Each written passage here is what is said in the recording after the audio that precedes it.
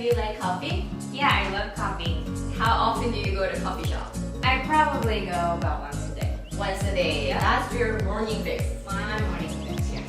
So if you go to coffee shop in Korea these days, you're often asked, 드시고 가시면 머그잔에 준비해 드릴까요? Which means, Would you like it in a mug or beer?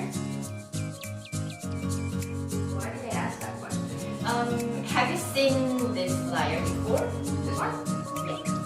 No, I haven't.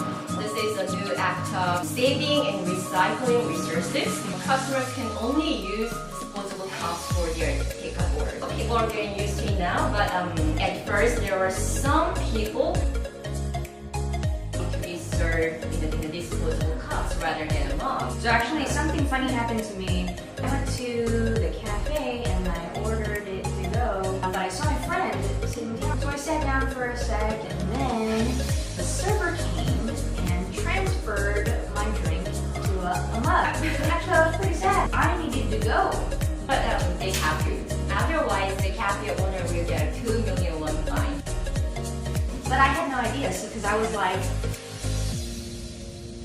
anyway, that's what happened. So how is it in the States? Any difference? Well, you know, I'm from Seattle, Washington. Washington right now, they're using a lot of paper straws, and they're trying to encourage people to use their tumblers instead of paper cups.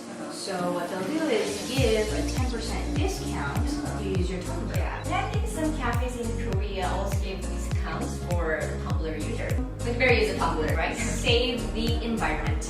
How do you say a tumbler in Korean, by the way? I don't know. Tumbler. Tumbler.